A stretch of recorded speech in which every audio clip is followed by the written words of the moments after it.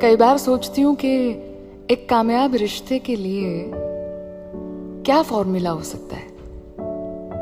एक successful relationship के लिए दो लोग ऐसा क्या करें कि ताउम्र के लिए एक दूसरे की हर ख्वाहिश, हर कमी को पूरा करें, एक दूसरे को थामे रखें। वो ऐसा है ना कि हमें दुनिया में हर तरह का गणित सिखाया जाता है, लेकिन रिश्तों में हिसाब किताब नहीं होता ना। असल में रिश्तों में हिसाब किताब होता है और बहुत ज्यादा होता है। लेकिन वो भी तो है ना कि मोहब्बत करने वाले लोग गणित में जरा कच्चे होते हैं। हाय, मैं हूं एकता। आप सुन रहे हैं एक टॉक, मेरी YouTube channel Ekta in love पर। आज बात करते हैं कि एक कामयाब रिश्ते के लिए दो लोगों को ऐसा क्या करना चाहिए कि वो एक दूसरे को खुश रखें, एक दूसरे को पूरा करें, क्योंकि दो अधूरे लोग ही तो मिलकर एक पूरी जिंदगी बना सकते हैं ना, एक पूरा घर बसा सकते हैं। तो ज्यादा कुछ तो नहीं जानती, लेकिन इतना जरूर सुना है बड़े बुजुर्गों से कि कई बार आपको 90% देना पड़ता है जब सामने वाला सिर्फ 10% दे, और कई बार जब आप 10% देते हैं तो सामने वाले की जिम्मेदारी है कि वो 90% डाल के गाड़ी आगे ले जाए। दोनों हाथों से ताली बजती है ना। ज्यादातर लोग कहते हैं कि एक दूसरे को संभालते रहना, बार बार ये याद दिलाते रहना कि आप उन्हें प्यार करते हैं। मुझे लगता है ज्यादातर माफ करते रहना, उससे गाड़ी अच्छी चल जाती है ना। कंडीशन सप्लाई, हर चीज की सीमा भी होती है, दोनों तरफ से होता है।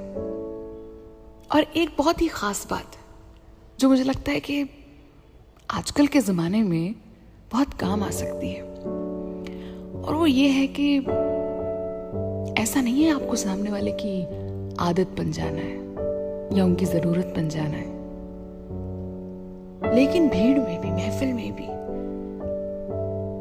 काम, जद्दोजहद, दुनिया, रस्मों रिवाज, ड्यूटीज, सारी चीजों के बीच में भी अगर उनका ख्याल आते ही आपको थोड़ा सा भी सुकून मिलता है तो आपके बीच में प्यार का रिश्ता है तो सही।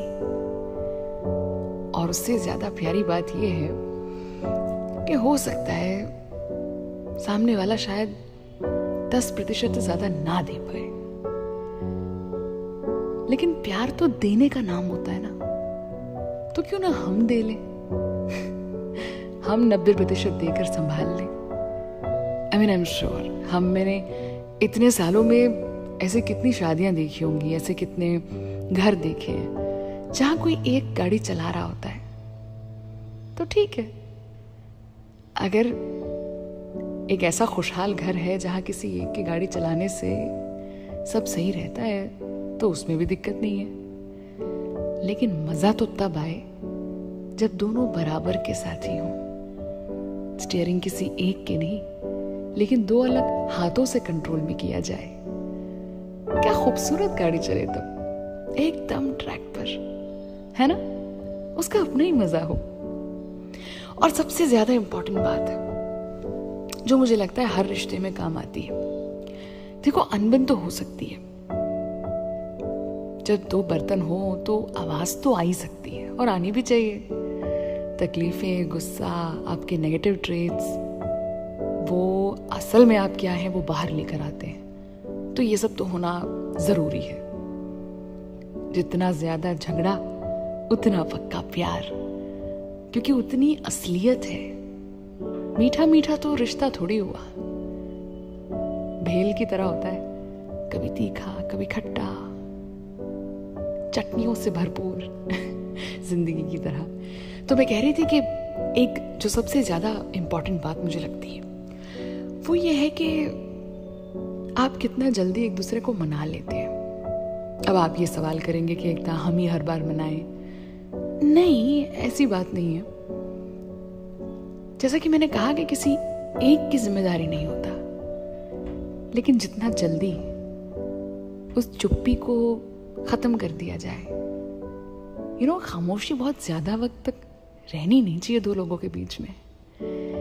आप जगह देंगे तो कोई तीसरा जगह बना लेगा, तो जगह मत दीजिए, मना लीजिए। मना के आप किसी अपने को अपने पास ही रखने वाले। और फिर अगर आप ये सवाल करें हर बार मैं ही मनाऊं मैं तो बस इतना कह सकती हूँ कि जिसे प्यार होता है, क्योंकि दो में से एक को ज्यादा ही होता है, एक तो होता ही ऐसा जिसे ज्यादा होता है और वही संभाल लेता है, वही हर बार झुक भी जाता है और बहुत जल्दी मना लेता है। तो लड़ाई झगड़े होना, एक दूसरे की बुरी आदतें, एक दूसरे की गलत बातें याद दिला देना, ये सब चीजें आम है।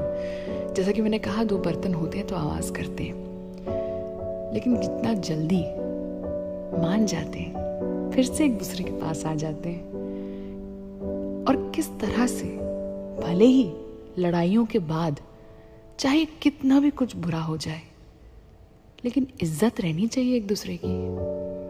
बहुत मायने रखती है ये बात। चाहे आप अपने रिश्ते को कोई नाम ना दे पाएं, चाहे उसे दुनिया की नजरों में जो लेबल आप देना चाहते हैं वो ना हो, all that thing is different, लेकिन इज्जत होनी चाहिए। बहुत बड़ी बात होती है। आप जिसे प्यार करें ना करें, इज्जत सबसे ऊपर आती है। It is about valuing another human, and I think that's very important. चलिए, कल मुलाकात होगी 9 बजे मेरी YouTube channel Ekta in love पर। चैनल सब्सक्राइब जरूर करें।